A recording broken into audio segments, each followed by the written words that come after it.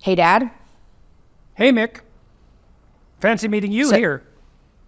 Yeah, fancy seeing you here too. Well, this might not be the most fun conversation, but I thought before we delve into how awful this is, I thought I could just read a brief background I wrote about what's been going on so people are caught up to speed. Is that okay? Yep. Okay. The gist of it is it looks like your license is getting taken away. But starting from the beginning, the College of Psychologists of Ontario, a regulatory board that was formed to monitor psychologists' relationships with their clients mainly, has been after you for, is it 3 years or is it longer than that? It depends on the waves, but for this issue, it's been 3 or 4 years, yeah. So working professionals like doctors, lawyers, massage therapists even, are all overseen by regulatory boards. What regulatory boards are supposed to do is give clients who've been basically abused by working professionals a place to go to complain to. What happened to you is a bunch of people who weren't your clients, random people online from all over the world, complained about a number of your tweets, as well as comments you made on Joe Rogan. The sorry not beautiful tweet in reference to a extremely obese swimsuit model, a tweet criticizing the government of Canada, a tweet saying that physicians removing women's breasts for being trans was criminal, and one, I thought, fairly entertaining tweet suggesting that this is the tweet that people online are saying you were inciting suicide, which honestly, I think you'd have to have the IQ of a beetle in order to think that. But anyway, you responded to someone who thought the world's population was too high and suggested that he should include himself in the depopulation he was already suggesting. The college basically took all those complaints and decided that you pose a moderate risk to the public. And I quote, the tweets were undermining public trust in the profession of psychology and trust in the college's ability to regulate the profession in the public interest. So completely ignoring the fact that one, morbid obesity should not be encouraged as it kills people. Removing your breasts and sterilizing yourself should not be encouraged. And I'm not even sure why we'd have to explain that criticizing the government should be protected and sarcasm is a form of humor. They decided you have to undergo re-education, which you fought back against and lost, and appealed and lost because, in my opinion, the court system in Canada is full of woke judges, so there was no winning there. And now you're basically in a position where you either undergo re-education, which won't work because you won't get turned woke, or you lose your license. You don't know. You never know. This time next year, man, it's pink hair and away we go on the radical leftist side. Converted completely. No, you don't think so? I don't think so. So that's the overview. So I guess we could start with, like, how are you feeling about all this? I think you were insulting to beetles. What have they ever done to you, Mikhaila? Okay, anyways. Yeah, so are you okay? It's tiring. You know, like, I'm preparing for this tour. I'm finishing 2 books. They're very complicated. They take pretty much all my attention. And having to fight this war, well, it's tiring. You know, I have to plot, strategize, write, watch my tongue, consider my next best move. And I also have to face the dismal reality that, as I wrote in the National Post, in Canada's National Post this week, that in some real fundamental sense, Canada's Charter of Rights isn't worth the paper it's written on, and likely professionals in this country can say goodbye to their right to express themselves, politically or otherwise, politically or professionally. I don't think that some of my tweets were political in a sense, in that I was criticizing certain government figures, Councilman, Trudeau's former chief of staff, and Justin, the WEF puppet himself. And I suppose you could argue that those were political opinions, and fair enough, but I have the right to my political opinions. The tweets that I really got criticized for, particularly the one regarding Page, page, or however he or she wants to be referred to. I also regarded that as a professional obligation, because I think it's incumbent on psychologists with an ounce of integrity to point out the danger of having self-deluded, narcissistic, self-destructive celebrities parade their proclivity to self-sterilize and self-mutilate as a public good on their public forums. So I don't regret any of that. And I certainly, you know me, Mikhaila, I can feel guilty at the drop of a hat. It's actually one of my outstanding features. And I've scoured my conscience with regards to these accusations. And the best I can do is to find them grimly amusing. This is so ridiculous. I mean, the fact that the college accepted a complaint that was the entire transcript of my 3-hour discussion with Joe Rogan pretty much says it all. And by the way, on the climate front, just so that everyone is crystal clear about this, I think the climate models that are used to justify the encroaching tyranny planned by the WF are 100% untrustworthy. And I think that the notion that we should let people terrify us to death with notions of an impending climate apocalypse so that we have to be locked down in every possible manner, give up our automobiles, give up our flights, private or otherwise, give up our right to buy clothing, give up our right to eat, give up our right to keep grandma warm or cool in the summer, let's say. It's like, no, sorry, no, wrong in every possible way. And more people are waking up to that realization. You know, some of these tweets are now 2 years old. I think they've aged remarkably well, personally.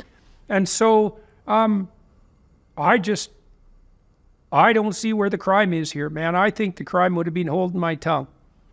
So, and you know, you asked me how I'm doing. It's like, this didn't really come as a surprise. So I'd already prepared for it. And as you and I spoke about last night, and I've talked over with Tammy too, and with Julian, my son, for, you know, to some degree, we're going to see what good we can make arise from this. And if this is my opportunity to further expose the machinations of the radical left, narcissistic, resentful, woke mob, then bring it on, boys. We saw what happened to Claudine Gay. We saw what happened to the president of UPenn. If the good people at the Ontario College of Psychologists think they're immune from such things, they have another think coming. So, you know, and maybe I'm wrong. I'm not wrong about the damn tweets. You know, I might be wrong about how this is going to unfold. But even there, the worst thing they can do to me is take my license. Now, they're definitely planning to do that, because the rule is I have to be educated by people of their choice at my expense for whatever length of time they deem suitable, until, by their standards, I've learned whatever the hell lesson I'm supposed to learn. And I can't even imagine what that lesson would be. It's like, what? Don't tweet? Don't speak? Don't think? Don't tell my clients the truth? So I don't know how to learn that lesson. I don't know how they're going to measure whether or not I've learned it. I don't know who they're going to get to measure it. I have no idea who they're going to get to teach me. I guess we're going to find out. I would like to find out. I'm very curious about that person. And so I'm set up for failure. And, you know, my detractors will say, well, Dr. Peterson, you set yourself up for failure. You know, whatever. But those are the Beatles I was referring to. Yeah, I know. And, well, I don't think I've set myself up for failure. I wouldn't say the evidence so far suggests that I have. And so, you know, it's so much of it's preposterous. One of the things I asked the college, they never answered. I asked them 40 questions in a letter of this level of impossibility. So one of them was, all right, so you got about a dozen complaints. Maybe they got like 17 complaints and decided to proceed with 13, it's something like that, from people from all over the world, detailing out my crimes, as we've discussed. many of those complainants claimed falsely in writing to be clients of mine, by the way, which didn't invalidate their opinions apparently. None of them, just to be clear about this, none of them were clients of mine or new clients of mine or were anyone I commented about on Twitter or knew anyone I commented about on Twitter. So we want to be clear about that. And I can't see how this can play out in any other way than I take the course, it doesn't work because it's set up not to work, then they take my license. Okay, now what's the consequence of me losing my license? Well, it's annoying, you know, because those are hard licenses to get, and I worked very hard to earn and deserve that license and to maintain it. And also very hard at being a good therapist, which I was. There were no complaints taken against me by anyone until I became known in the public sphere, you know, so that's a good thing to consider. And I'm not that happy about the prospect of the woke Beatles that you described having their way with my professional credentials. It annoys me deeply. Now, on the other hand, I'm not dependent on that license anymore. I have other tricks up my sleeve, so to speak, anyways. And at some point, I'm going to determine that being a member of their pathetic little incestuous, ideologically addled, resentment-ridden, bureaucratic, pea-brained, micro-souled club is not worth the effort. And I suppose we're probably there already, but I have something to do publicly, you know, in my delusion.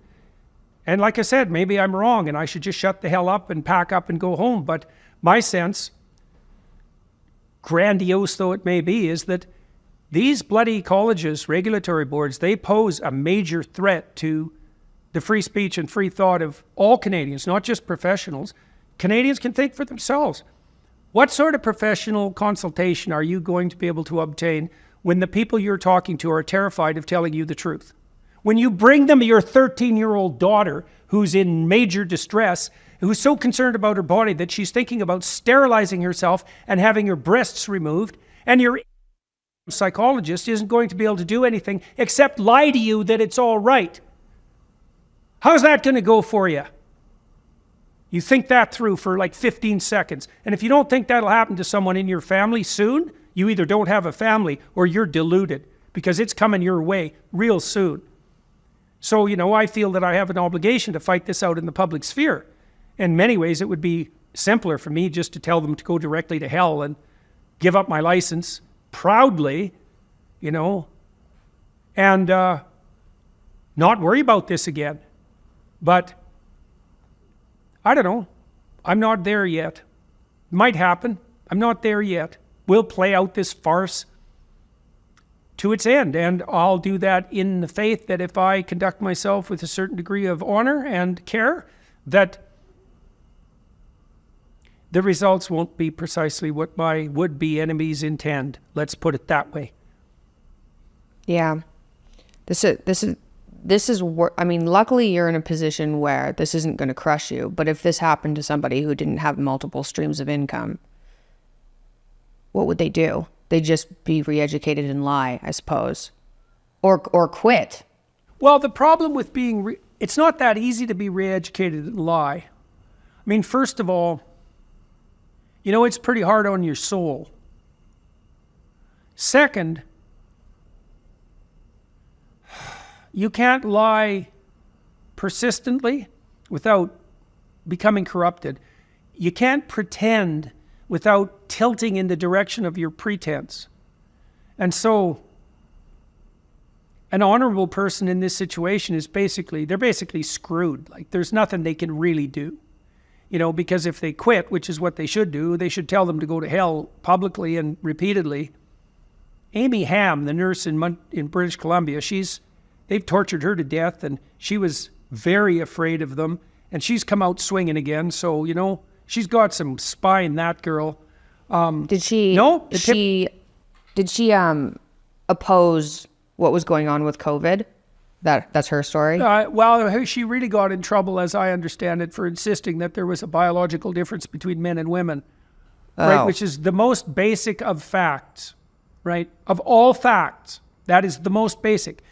If you are willing to compromise yourself on the issue of the reality of biological sex, there is no lie you won't swallow.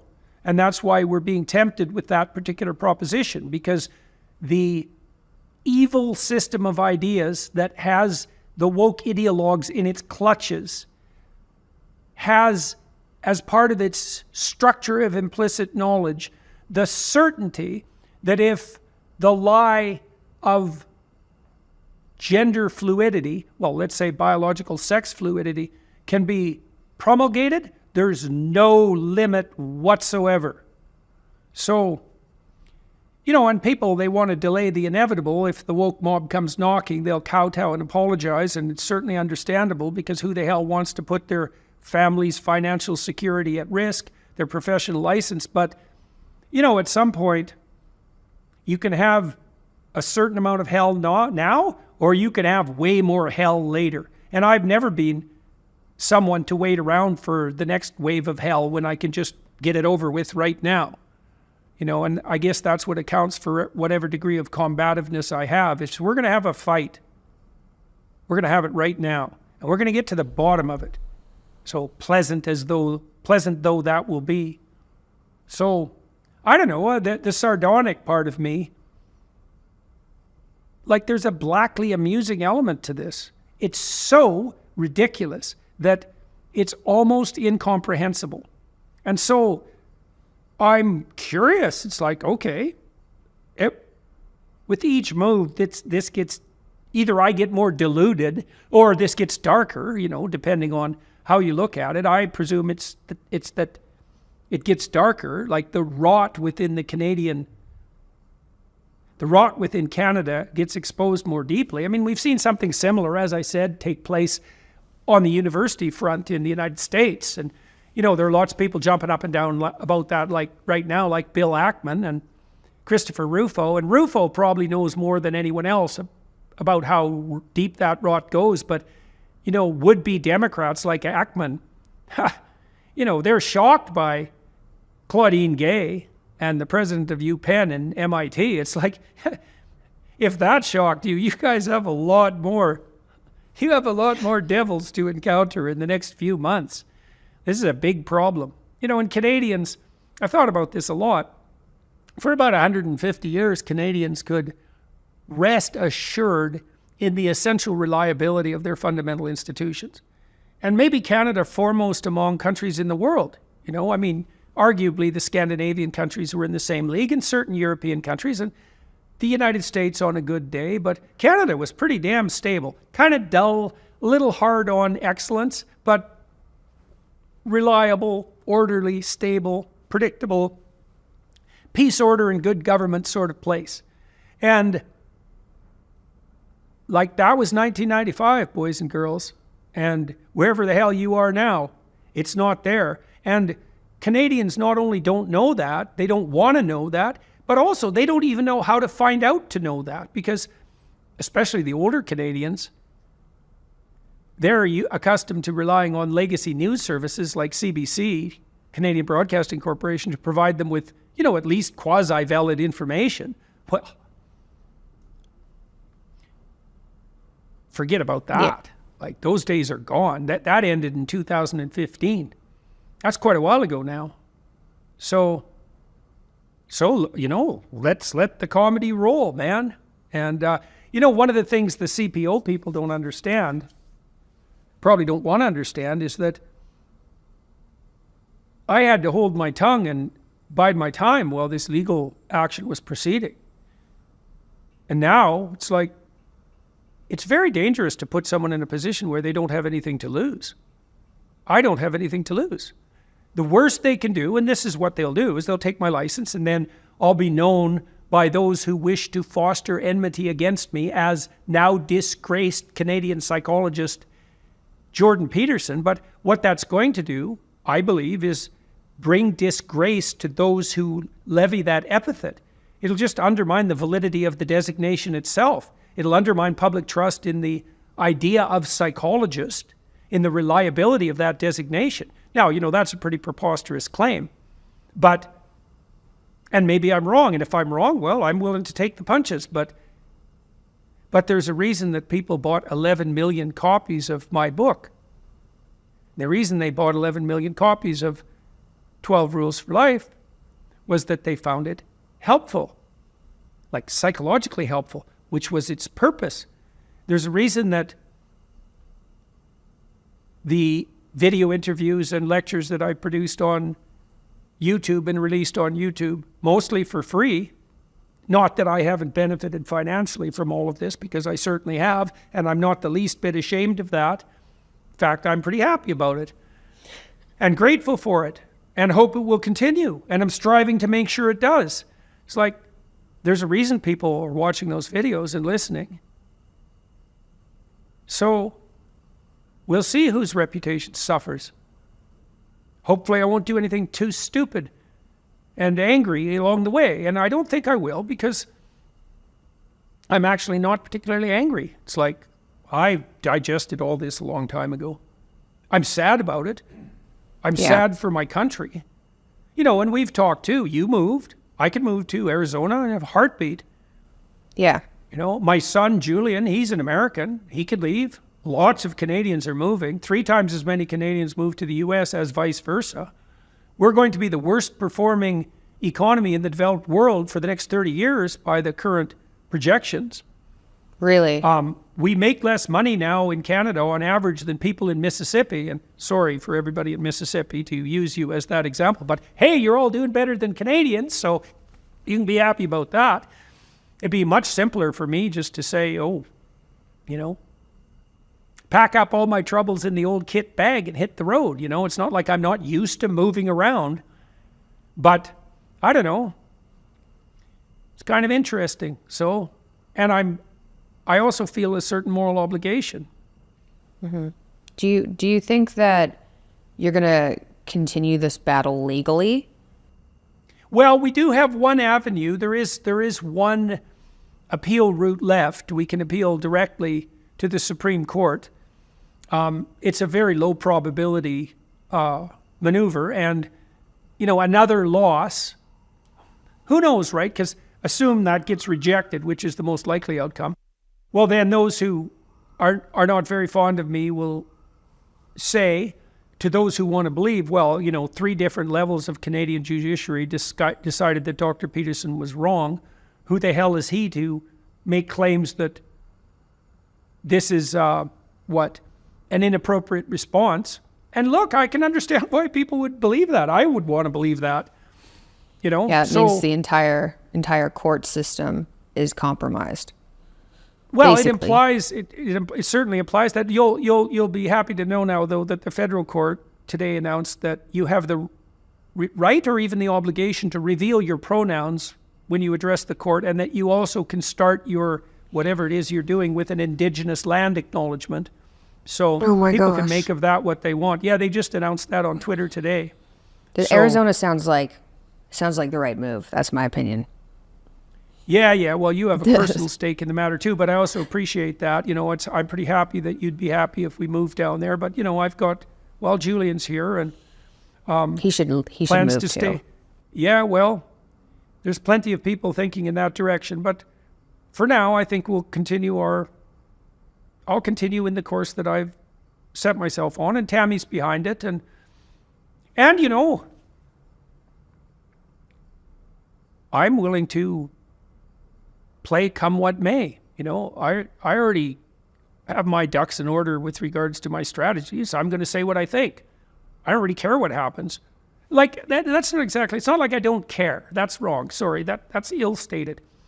There isn't anything better that could conceivably happen to me than exactly what will happen to me, regardless of how it appears, if I am careful and state the truth. I firmly believe that. I don't even think I believe it. I think I know it. So whatever success I've had is because I say what I think. And obviously I paid a certain kind of price for that. I don't have a research career anymore. Although that's not exactly true either, because I have some pretty damn good researchers on my staff, and we're doing some remarkable things at a rate that was like 100 times faster than anything I could do in the university. Like, I don't think in some sense I haven't lost anything. Like, I had to change. I'm not a full-time practicing professor anymore, although I'm still a professor emeritus, so I have that designation. I don't have a clinical practice, but I'm kind of practicing on a global stage. That's not an exaggeration. I don't have a university, but I'm building one. That's kind of interesting. So there's nothing in it that hasn't been gained apart from a certain amount of stress. But, what, are you going to have a life without stress? I don't think so. And if you're not worrying about something big that's real, you're going to worry about something that's small and delusional. So you can forget the whole stress-free thing. You wouldn't even want that if you could have it. People are way too ordinary and unreasonable to want a stress-free existence. You hear people say, I just want to be happy. It's like, that's all you want. It's to be like walking around in a cloud of delight 100% of the time. And then they say just as if that's the easiest thing in the world for anyone to imagine and manage. It's like, no, definitely not. Do you think, so I've been talking about this a bit on my Instagram, and people have reached out and said, is there anything I can do to help? But what's the answer to that? Yeah, okay. Sure. Paper would be best, but if you have to do it electronically, do it electronically. Sure. That's helpful. Maybe we'll link that then in the description for anybody who's interested. Sure. I still think it's you're doomed. Your license was gone, as soon as you became famous in 2017. It wasn't going to be there, which you said yourself, I think, in 2016 or 2017, that speaking out like this is going to, you were a bit more doomsday about it, something about lose your career. But I feel like you've been talking about this for a while. I lost my professorship, essentially. It just became impossible. People might be curious about that. I couldn't figure out if I could go back to the university for quite a long time. And it certainly would have been uncomfortable to do so given the woke direction of all educational institutions. But I think I could have gone back and made peace with my colleagues. It's not like I didn't fundamentally get along with them, But I realized once I recovered and could think clearly that I couldn't take graduate students anymore. I couldn't train researchers, because one of the things you're hoping if you train researchers is that they go off to be professors. And I trained plenty of professors, which is a high level of success for an academic researcher, by the way. It's one of the standards by which attainment in those fields is judged. There isn't a hope in hell that anyone who ever worked for me, much less got a letter of reference from me, let's say because they were my student, or who even agreed to be in my lab, would ever get an academic position. So how could I continue as a professor? And then with regards to being a clinical psychologist, well, first of all, once things blew up around me, my life was so complicated that I just didn't have the free capacity necessary to concentrate as diligently on my clients' welfare as would have been necessary. Because when you're in a clinical session with someone for an hour, nothing that's about you is supposed to happen. Right? So if you're preoccupied, well, that's not good. And plus, you'll make a mistake, especially if people are talking to you about really important things. And then also, I have to have free time outside of my practice to take phone calls and so forth, and to drop everything at the drop of a hat in case there's an emergency. You remember when you were growing up. How often did the phone ring during the week from a client? In a client in rough shape. I was going to bring that up during this podcast. Well, how often? I feel like there were a few clients where it might have been every day. It was really frequent. And I gave them my phone number too. Yeah. So, you got to be all in if you're a psychotherapist. And there's just no way I could continue with that, not in good conscience, And that was really painful because I liked my clients and they liked me. And, some of them I had a relationship with that was as deep as you'd typically have with a family member, certainly. You get to know people in a clinical environment maybe better than anyone else has ever known them. and if the thing goes well, those are close relationships. And so it was very painful for me and for my clients to have that all evaporate. But the writing was on the wall, and when reality comes knocking, you're a fool if you turn away, regardless of what it is. So, and it's the same thing now. It's like, this looks like bad news, and it's certainly bad news for other professionals. And I think Canadian professionals who aren't woke themselves and who don't have their heads fully in the sand and their nether regions exposed for exploitation, let's say, they know this is bad news.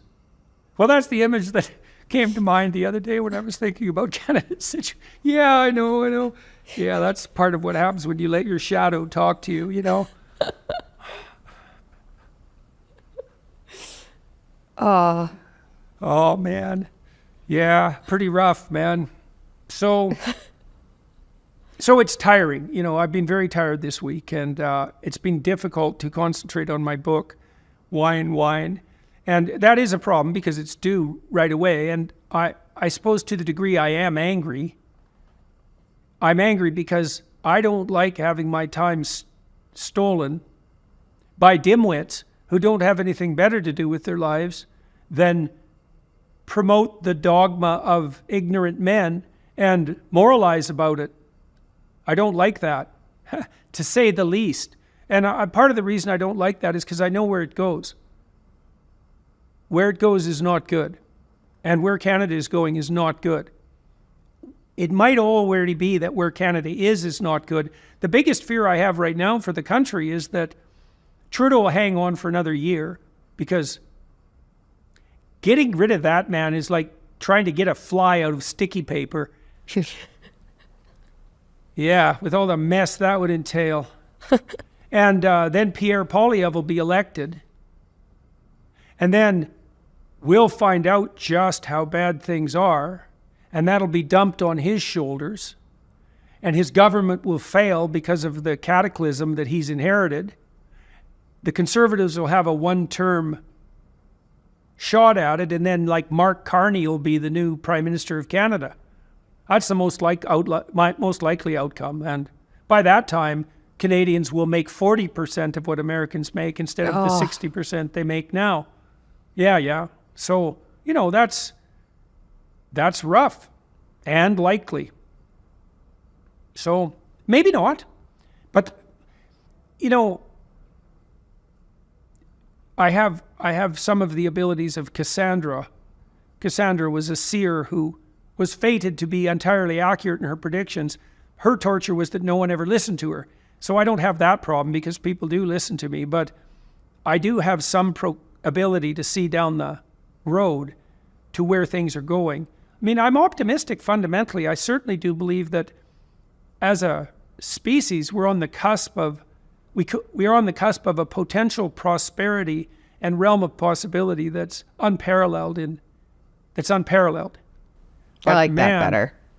I tell you, we could sure carry everything to an unimaginable hell in a handbasket with equal ease. And, I'm hoping that we're all wise enough to pick the former route and not to engage too carelessly in the delights of the latter. And everyone can see that playing itself out. I feel like another outcome could be Trump winning in America. And I feel like Canada always kind of trails behind what America does a little bit. And so potentially Trump could turn around America and then Canada could follow suit after that, give or take 5 years after or something. That would be a more optimistic outcome. I mean, it's certainly the case that the Jewish community in the United States and Canada are waking up to the dangers of the progressive idiocy that they so foolishly, by majority, supported. So that's a good thing. Certainly MIT, Harvard, and UPenn revealed their hand. So the degree of rot in the educational institutions is becoming to be somewhat apparent, even to people who are inclined not to believe it, which is like everyone, because who the hell wants to believe that? there are certainly signs that the public has had enough of the woke nonsense, especially on the green front. I mean, the German working class is, let's put it this way, not very happy. We saw what happened in Argentina. Did you see the new president went to the WEF? Yeah, did you see his speech? Yeah, I did. Did you see the AI translated version in English? No. Oh man, it's good. Yeah, the AI is really coming along. We're going to use that for Peterson Academy, I think. It looks like he's speaking in English, and he even has, it's in his voice and his accent. It's really good. I'll send it to you. Yeah, okay. Yeah, well, he, for everyone who's watching and listening, I mean, he went to the WEF to Davos and said, you guys have got the problem wrong. You're the problem. And that's what I think. It's like top-down centralizing globalist green utopians moralizing about the poor expelling carbon while flying around the world in their jets. Yep, they're the problem. Pretty obviously. That's you, Al Gore. It's interesting that they invited him. I thought that was interesting. It is interesting. Yeah. Yeah, weird, right, fair huh? enough. And well, and also good, you know. I mean, that is one of the things that, you know, you have to give the devil his due. They did have enough gall to invite him. So, and he had enough courage to speak. So, you know, that could be worse. You know, and there are other things unfolding around me that are very, very optimistic. We're launching Peterson Academy, as you pointed out, at the end of February, and that's fun. You know, it's a great adventure to see if we can offer high-level university equivalent education for like 10% of the price to everyone. That's a cool thing. The art conference, you know, I started getting involved with this organization, the Alliance for Responsible Citizenship, which is trying to promote a vision of decentralized responsibility as the antithesis of top-down centralizing globalist green utopia / hell. And we had a lovely time at the conference. It was a smashing hit. We got 15,000 people at the O2 afterwards for a public event. That's going great guns, and it was really, I really enjoy working with the people that I've been working with. You know, so I have a lot of reasons to be optimistic in my own life. Tammy's doing well. You're doing well. Julian's thriving. I'm not 98% dead. So, you know, that's a good thing. So the college thing is a bump in the road in some real way, and also an opportunity. It's an opportunity. It's an annoying opportunity. You know, well, it is an annoying opportunity, but I'm doing my best to be grateful for it too, because I do believe, and we've had lots of experience like this, and we've already talked about this, is that just because the thing that's happening to you at the moment presents a problem doesn't mean it isn't rife with opportunity. And I do think that's a reflection of the old dragon gold symbolism, you know? It's like you have to confront a dragon to get the gold. But what that also implies is that, well, it might look like a dragon, but maybe it's a treasure house. You know, and we're sort of taking that attitude with regards to Peterson Academy, and also with Essay, the app that I'm working on with Julian. It's like, well, nobody teaches people how to write. Okay, well, if nobody's doing it, and you see that, well, then you could do it. The universities are disintegrating. Okay, well, hey, people still need to be educated. And that's a better way of looking at the world, is just because it looks like, I don't know if there's any such thing as an opportunity that doesn't present itself as a problem. It's a great way of thinking about problems. It's not naive. That doesn't make it easy. You know, if you're really having trouble with your wife and you figure out what the trouble is, you could radically improve her life and your life, and maybe the ability of both of you to communicate with everyone else. That's a hell of a gift, you know, in the guise of that problem. So I'm okay. Tired. That's the only problem, you know, because I was already working pretty much at 100% capacity, and I suppose there's some danger in that, but I'm trying to finish this book, and it's a really hard book. And so when something like this comes along, I'm burning up energy I really don't have. And there's a certain danger in that. and I get a little more irritable. I think I was mouthy on Twitter last night again after not being so, for a number of months. And that was a bit of a slip. And that's a danger, and it's one of the dangers of this sort of trial by process that I'm in at the moment, is that one of the typical outcomes for people who are pinned down by responsibility-less bureaucrats hiding behind the luxury of their positions is that they get pushed to the point where they do something stupid. And then as soon as they do something stupid, of course they're screwed, because their tormentors jump all over them and say, well, we knew you were like that from the beginning. And that's what we were warning everyone for. That's the social justice bird's voice, by the way, in case you were wondering. Lovely. Yeah. Dictatorship by screeching harpy. That's where we're at now, right? We're going to find out what the feminine proclivity for totalitarianism is real soon. We're just doing this for your own good. That's no good. Okay, well, I feel like, is there anything else we want people to know? That pretty much sums it up. Well, I guess we could speak directly to Canadians for a moment. It's like, if you're watching and listening this and you want to do something about it, well, write the Ontario College of Psychologists and let them know what you think. Write your member of parliament, or your federally, or your member of parliament provincially if you live in Ontario. Ask them what the hell's going on.